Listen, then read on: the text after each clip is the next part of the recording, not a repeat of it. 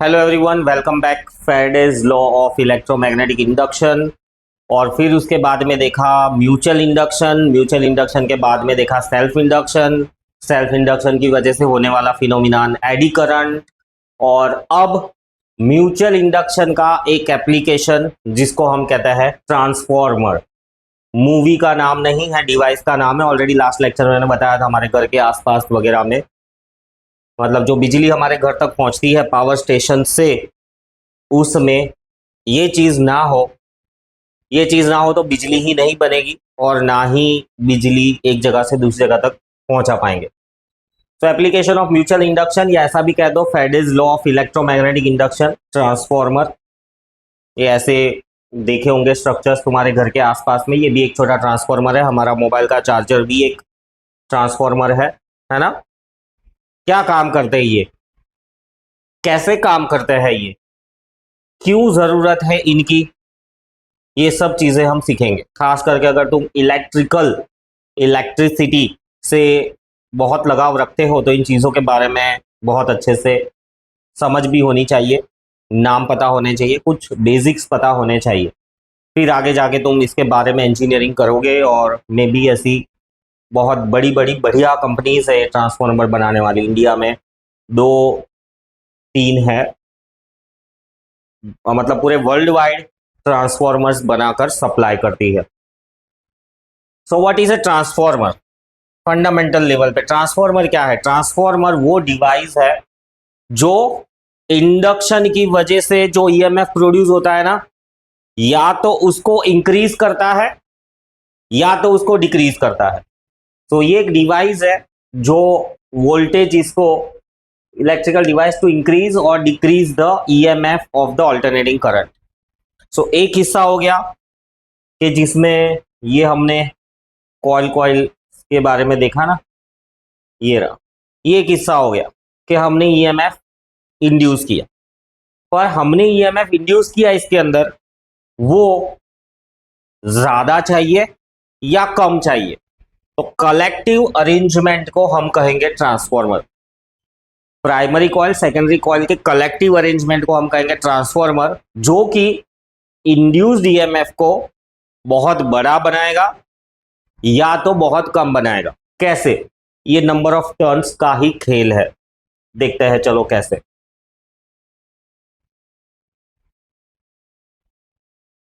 So it's a device which is used to increase और decrease the EMF. ये थोड़े technical words है, step up step down. So step up मतलब increase करना EMF को, step down मतलब decrease करना।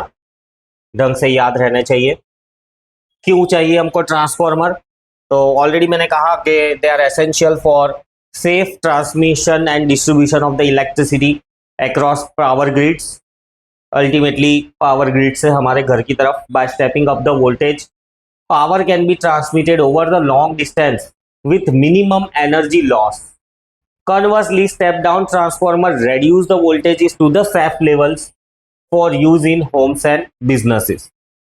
तो जब ट्रांसमिट होता है ना पावर स्टेशन से हमारे घर के नज़दीक के ऐसे किसी ट्रांसफॉर्मर तक, तो बहुत ज़्यादा होता है। तुमने देखा होगा 24,000 वोल्ट, 440 वोल्ट, है ना। फिर उसको हमारे घर में आता है 220, और 220 में से भी फिर हमारा चार्जर कर देता है उसको 12 वोल्ट पे। लिखा होता है इस पे 12 वोल्ट, 15 वोल्ट, 9 वोल्ट। तो ट्रांसफॉर्मर यही काम करते हैं, बढ़ाते हैं घटाते भी है।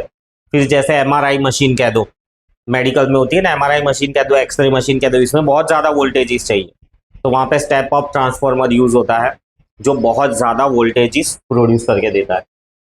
तो ट्रांसमिशन के लिए, ट्रांसमिशन के बाद में घर के और बिजनेस के यूज के लिए वोल्टेजेस को कम या ज्यादा करके देता है ट्रांसफॉर्मर। किस फंडामेंटल प्रिंसिपल पे काम करता है? तो वही हमारा phenomenon of electromagnetic induction, Faraday's law of electromagnetic induction कह दो। It works on the principal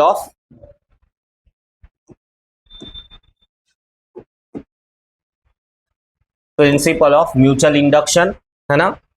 ये स्पेसिफिक है। म्यूचुअल इंडक्शन एक बहुत ही परफेक्ट वर्ड है, बट याद नहीं रहता है तो तुम ऐसा भी कह सकते हो Faraday's law of electromagnetic induction. The alternating EMF applied to the primary coil induces alternating EMF in the secondary coil. Primary coil का ईएमएफ सेकेंडरी कॉइल में ईएमएफ इंड्यूस करेगा, बढ़ाकर या घटाकर। What do mean by transformer ratio? अब ये कैसे होता है, राइट? तो इससे रिलेटेड ऐसा भी लिख सकते हो कि मल्टीपल वे से, हाउ डू ट्रांसफॉर्मर इंक्रीज और डिक्रीज द ईएमएफ। या तो ऐसा कह दो कि ट्रांसफॉर्मर के काम करने के पीछे का फिजिक्स, तो उसको हम कहते हैं transformer ratio. Transformer ratio denoted by K. इसका मतलब है voltage is in the secondary coil to that of the voltage in the primary coil. या तो इसको ऐसे भी डिफाइन कर सकते हैं, number of turns in the secondary coil to number of turns in the primary coil. या ऐसे भी डिफाइन कर सकते हैं current in the primary coil to that of the current in the secondary coil. जो भी वैल्यूज अवेलेबल है उसका रेशियो लेकर तुम के ढूंढ सकते हो। या के दिया हुआ है तो नंबर ऑफ टर्न्स का पता लगा सकते हो, या के दिया हुआ है तो तुम करंट का पता लगा सकते हो कि प्राइमरी में कितना है, सेकेंडरी में कितना है। वोल्टेज इसका आइडिया दिया हुआ है तो तुम टर्न्स का पता लगा सकते हो, के का भी पता लगा सकते हो। सो देखो, equal to equal to equal to, मतलब एक चीज दी हुई है ना तो दूसरी चीजों के बारे में हम आइडिया निकाल सकते हैं। हाँ भाई, इसके बेसिस पे कोई कैलकुलेशन नहीं है 10th स्टैंडर्ड में, राइट? बट याद रहना चाहिए, हायर क्लासेस में ये बहुत डिटेल में डिस्कस किया हुआ है। So transformer ratio, right? Ratio of the voltages in the secondary coil to that of the voltages in the primary coil, or it can be defined as number of turns in the secondary coil to that of the number of turns in the primary coil, or it can be defined as current in the primary coil to that of the current in the secondary coil। ठीक है, आगे बढ़ता है। State the characteristics of the transformer।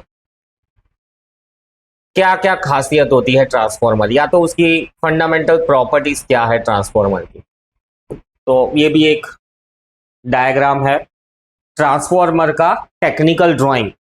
मतलब अगर कहे कि भाई ट्रांसफॉर्मर है तो उसको ड्रॉ करके कैसे बताओगे, तो ट्रांसफॉर्मर को ऐसे कुछ ड्रॉ करके बताते हैं।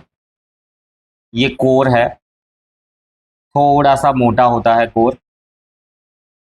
ड्राइंग तो बहुत अच्छे से परफेक्टली करते आनी चाहिए। अगर तुम कोई भी साइंस की फील्ड में, वैसे कहीं पे भी जाओ, ड्राइंग एक सामने वाले को समझाने के लिए ड्राइंग तो करते आनी चाहिए बेहतर। तो यहाँ पर ऐसा, और यहाँ पर ऐसा, ये ड्राइंग है। एक जगह पे प्राइमरी कॉइल, सेकेंडरी कॉइल, यहाँ पर हम इनपुट वोल्टेजेस देंगे, यहाँ से हमको आउटपुट वोल्टेजेस मिलेंगे, राइट? सो ये ऑलरेडी मैंने समझाया। Transformer does not produce more power than the power supplied to. ये चीज ध्यान रखना, वोल्टेजेस बढ़ा दिए। अब वोल्टेजेस बढ़ा दिए मतलब क्या? अरे ये तो पावर बढ़ा के देता है। पावर बढ़ा के देता है मतलब लेट्स से कि एक सोलर कुछ अमाउंट ऑफ करंट जनरेट, मतलब समझ लो एक सोलर पैनल लगा हुआ है जो ये एलसीडी को चलाने के लिए काफ़ी है। तो क्या ट्रांसफॉर्मर का यूज़ करके मैं एलसीडी की जगह पर यहाँ पर लगी हुई सारी लाइट्स भी चला लूँ, एसी भी चला लूँ, पंखा भी चला लूँ? नहीं। समझो, इस बात को बहुत ढंग से समझो। पावर का फॉर्मूला है VI, है ना? अब ट्रांसफॉर्मर क्या करता है? वोल्टेज इसको इंक्रीज करता है। तो ऐसा लिखो, voltage is in the primary coil, current in the primary coil equal to voltage in the secondary coil, current in the secondary coil. ये चीज फिक्स रहने वाली है। पावर कम ज्यादा नहीं होगा, उल्टा कम हो जाएगा थोड़ा लॉस की वजह से ना। आउटपुट में यहां से समझो 10 किलोवाट दिया था तो यहां पर 9 किलोवाट मिलेगा, थोड़ा बहुत लॉस होगा, बढ़ेगा नहीं। तो कैसे? देखो, अब इसको थोड़ा रीअरेंज करते हैं, वही हमारे ट्रांसफॉर्मर रेशियो के टर्म्स में, है ना? देखो, अब ये रेशियो कांस्टेंट रखना है। प्राइमरी में वोल्टेज ज्यादा है, प्राइमरी में वोल्टेज ज्यादा है तो अल्टीमेटली उसमें करंट कम रहेगा। सेकेंडरी में वोल्टेज कम है तो अल्टीमेटली करंट ज्यादा रहेगा। ये चीज को समझो। क्यों पावर कांस्टेंट रहता है? वो तो फंडामेंटल चीज ही है कि भाई पावर को बढ़ाया नहीं जा सकता, मतलब energy can nether be created. तो एनर्जी एनर्जी लॉस जरूर होगा, बट यहां से जो एनर्जी दी है ज्यादा बढ़ के बाहर नहीं आने वाली। क्यों? क्योंकि यहां पर कुछ वोल्टेजेस है और यहां पर कुछ वोल्टेजेस है। अगर ये वोल्टेज ज्यादा है तो फॉर श्योर ये कॉन्स्टेंसी मेंटेन करने के लिए यहां पर करंट कम होगा, और यहां पर वोल्टेज कम है तो कन्वर्सली यहां पर करंट बढ़ जाएगा। सो वोल्टेज बढ़ते हैं तो करंट घट जाता है, अल्टीमेटली पावर को कांस्टेंट मेंटेन रखता है। Input power will always be equal to output power. EMF induced in the secondary coil depends upon the number of turns in it as compared to the primary coil, है ना? So अगर number of turns secondary के अंदर ज्यादा है तो उसमें EMF ज्यादा प्रोड्यूस होगा। ये पॉइंट नंबर 2 को अगर मैं सिंबॉलिकली लिखूं तो कुछ ऐसा के implies that के if number of turns in secondary is more than number of turns in the primary, right? So voltage is in the secondary will be more than voltage is in the primary. Conversely, current in the secondary will be less than current in the primary. मैंने कहा कि भाई voltage बढ़ेगा ना तो उसके अंदर का करंट कम हो जाएगा। सो सेकेंडरी में टर्न्स ज्यादा है कंपेयर टू प्राइमरी, मतलब उसमें वोल्टेज ज्यादा है कंपेयर टू प्राइमरी, मतलब उसमें करंट कम है कंपेयर टू प्राइमरी। कन्वर्सली, अगर number of turns are more in the secondary coil,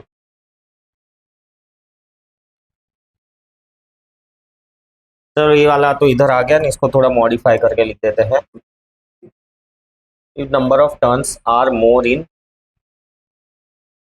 less,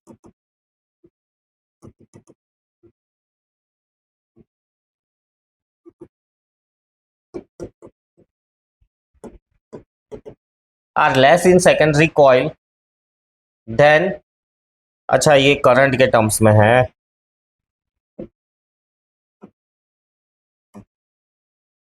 हाँ, ये करंट के टर्म्स में, अगर number of turns are more in the secondary coil then the current induced is less in the secondary coil and vice versa. So ऐसा भी कह सकते हो और ऐसा भी कह सकते हो, और इसके बेसिस पे थोड़ा और मुझे कमेंट लिखना है। क्या लिखूंगा मैं? हैंस कमेंट कुछ ऐसा लिखूंगा कि इस चीज को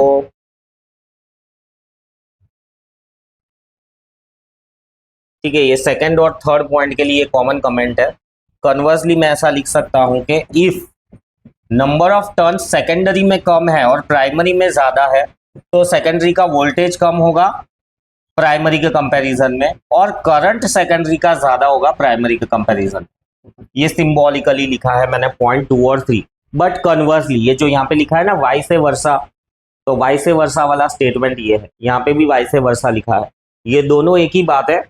उसका कन्वर्स ये रहा, frequency of the AC remains constant. जो ऑल्टरनेटिंग करंट होता है, मैंने बताया था कि ऑल्टरनेटिंग करंट ऐसा होता है, वक्त के साथ साथ वो एक maximum value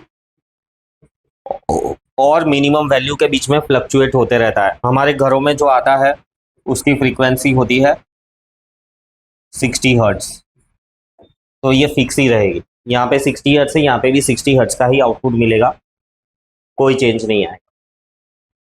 what is a grid system? Grid system मतलब बिजली बनाने से लेके हमारे घर तक बिजली पहुंचाने वाली व्यवस्था को हम कहते हैं ग्रिड सिस्टम। सो देखो, power grid is an interconnected network that delivers electricity from producers to the consumers. It balances supply and demand in the real time, functioning through 3 core stages: generation, transmission and distribution. तो ये यहाँ पर देखो figures है। अब इसके अंदर याद तो इतना ही रखना है, ये समझने के लिए है फिगर। तो यहाँ पर ये देखो, पहले तो जनरेशन हो रहा है, इस फिगर को देखते हैं। देखो ये जनरेशन हो रहा है, अब जैसे ही जनरेशन होता है ना, तो कितना वोल्ट होता है, 11,000 वोल्ट होता है, 11.5, 11,500 वोल्ट या 12,000 वोल्ट या 13,000 वोल्ट का जनरेशन होता है। उस चीज को और बढ़ाकर 500 किलो वोल्ट तक बढ़ा देते हैं। सो ये रखना है तो ये ऑप्शनल है, यहां से इतना बढ़ाता है, ये बढ़ाकर भेजता है टावर को, टावर टावर टावर होते हुए हमारे घरों के आसपास पहुंचता है, और फिर वो क्या करता है, 500 से 132 तक कम कर देता है, फिर वापिस हमारे सोसाइटी तक पहुंचता है जहां पर वो और कम होता है, और फाइनली हमारे घर में 230 वोल्ट तक पहुंचता है। अब याद रखना है, अगर इसमें कितना वोल्ट नहीं रखना है याद, कोई ज़रूरत नहीं है, बट समझो कि जनरेट होता है, स्टेप अप होता है, ट्रांसमिट होता है, थोड़ा स्टेप डाउन होता है, फर्दर ट्रांसमिट होता है, थोड़ा स्टेप डाउन होता है, फिर घरों में जाता है। ये भी एक डायग्राम है, और ये थोड़ा वेरिएबल हो सकता है डिपेंडिंग अपॉन पावर स्टेशन से लेके, मतलब गांव तक भी जाती है बिजली, है ना। तो गांव तक जाती है, घर तक आती है ना हमारे, तो यहाँ पर खत्म हो जाता है, बट गांव तक जाती है तो यहाँ से और आगे इस तरह से खंभों के थ्रू, एक खेत दूसरा खेत, वैसे। और ये भी डायग्राम तुम्हें हेल्प करेगा, जैसे ये जनरेटिंग स्टेशन है, राइट। सो इस तरह से बिजली का डिस्ट्रीब्यूशन होता है, जस्ट एक ओवरऑल आइडिया, ज़्यादा गहराई में, या हम अभी इंजीनियरिंग की पढ़ाई तो नहीं कर रहे, बट एक आइडिया कि जब कभी भी इंजीनियरिंग, इलेक्ट्रिकल इंजीनियरिंग करने का मौका मिले तो पता होना चाहिए कि हाँ भाई ऐसा है, और ओवरऑल आइडिया आईक्यू को बनाकर रखने के लिए तो होना ही चाहिए। सो ये होता है ग्रिड सिस्टम। अब ट्रांसफॉर्मर के बारे में और गहराई में जाते हैं। स्टेप अप ट्रांसफॉर्मर क्या होता है? स्टेप अप ट्रांसफॉर्मर, तो पहले तो थियोरिटिकल समझ, एक स्टेप अप ट्रांसफॉर्मर में, राइट, नंबर ऑफ वोल्टेजेस, इसको मैं लिख देता हूं,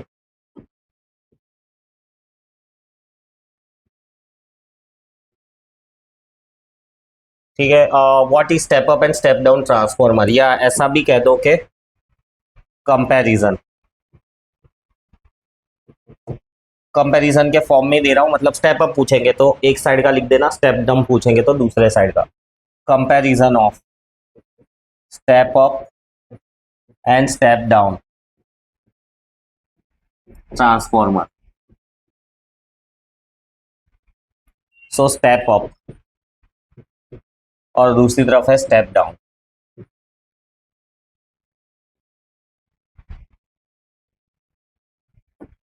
पहला वाला पॉइंट, तो स्टेप अप के अंदर क्या होता है, voltage is in the secondary is greater than voltage is in the primary, conversely current in the secondary is less than current in the primary, conversely number of turns in the secondary is more than number of turns in the primary। Symbolic form में लिखा है, इसको statement form में तुम convert कर लेना, right. और step down में होगा voltage is in the secondary is less than voltage is in the primary, current in the secondary is more than current in the primary, number of turns in the secondary is less than number of turns in the primary, right.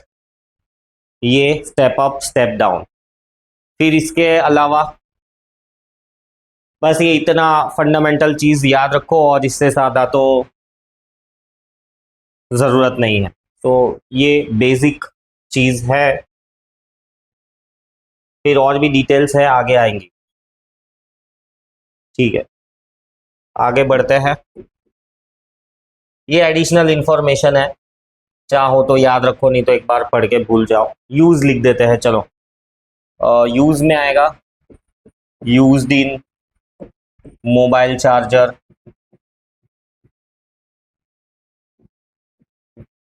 Laptop charger, कोई भी charger कह दो।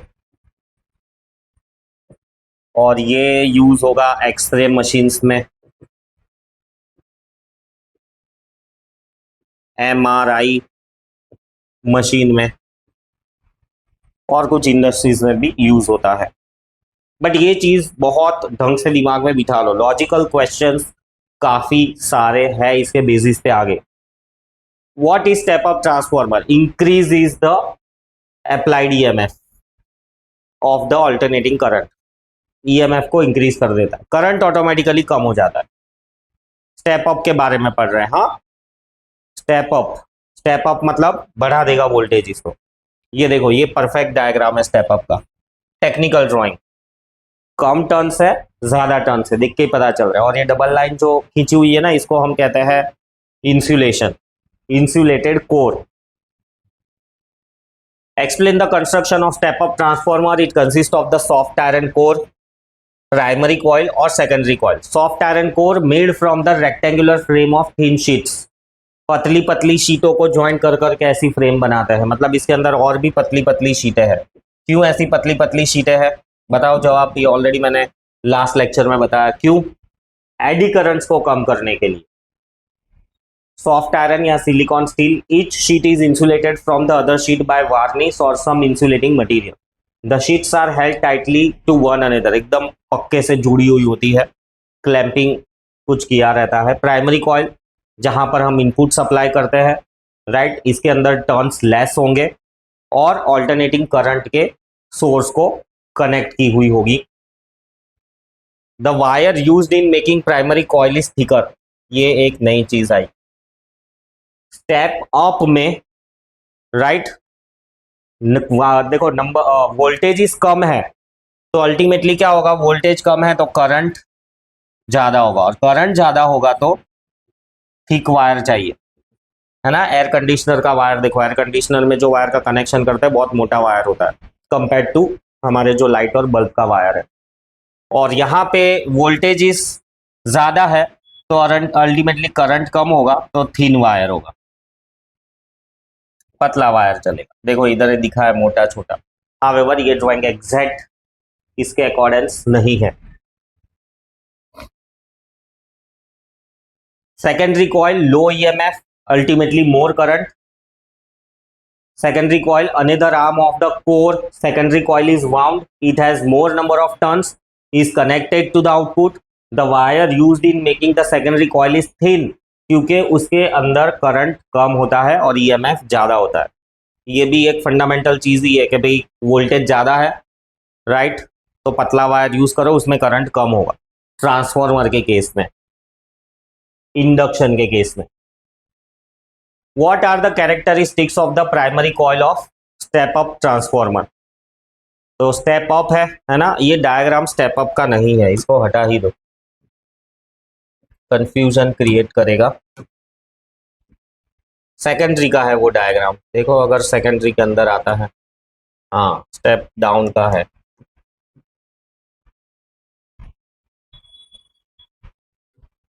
What are the characteristics of the primary coil? तो ये घुमा फिरा के एक ही बात है, बट क्वेश्चंस को ट्विस्ट करके पूछा जा सकता है, इसलिए मैंने ऐसे क्वेश्चंस बनाए हैं।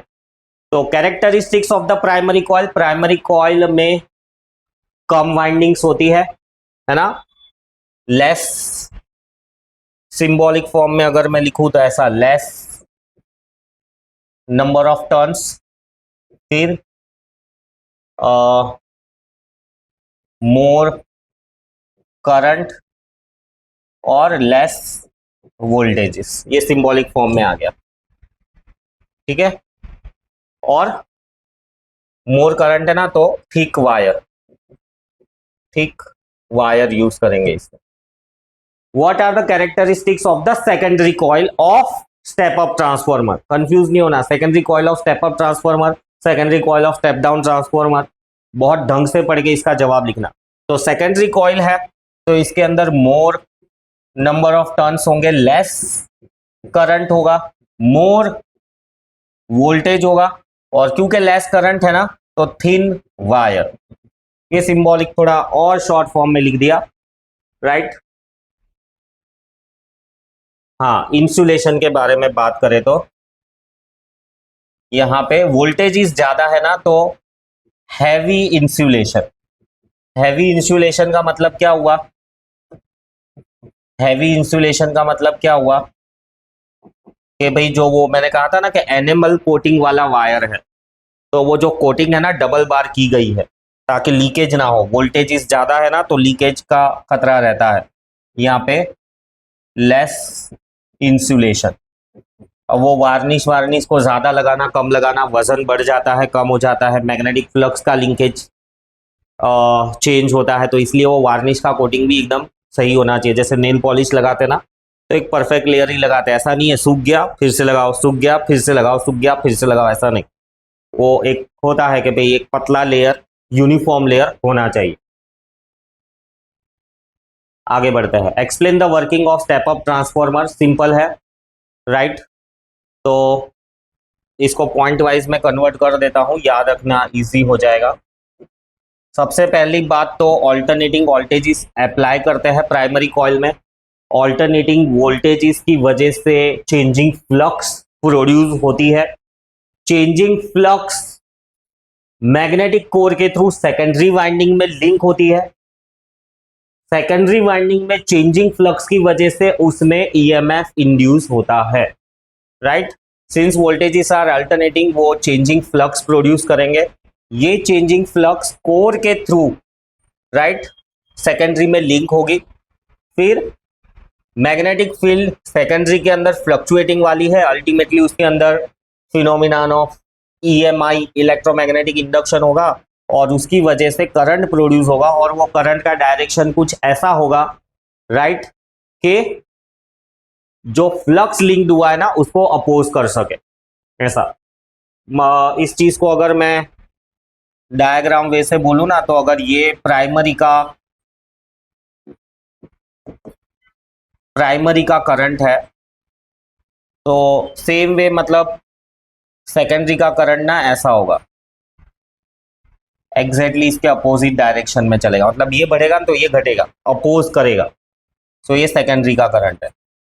ज़्यादा इसमें गहराई में जाने की कोशिश नहीं करो, बट अगर याद रख सको तो रखो इस चीज़ को, क्योंकि इन चीज़ों पे और भी ज़्यादा डिटेल्स ऐड होती है हायर क्लासेस में।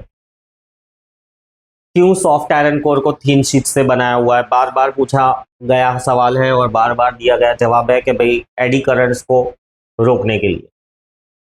Y primary coil of step up transformer is made from the thick wire, क्योंकि प्राइमरी कॉइल को ज्यादा करंट हैंडल करना है ना।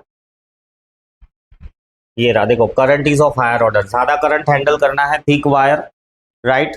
कम करंट हैंडल करना है थिन वायर, ये रहा थिन वायर, थिक वायर दिख रहा है।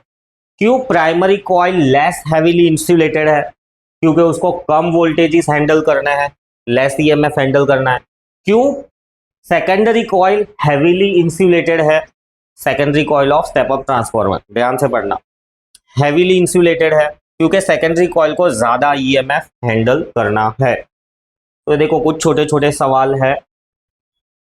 अब चलते हैं हम स्टेप डाउन ट्रांसफॉर्मर की तरफ, बट हो चुका है लेक्चर का टाइम, तो नेक्स्ट लेक्चर में डिस्कस करेंगे हम step up transformer, right. See you, bye bye.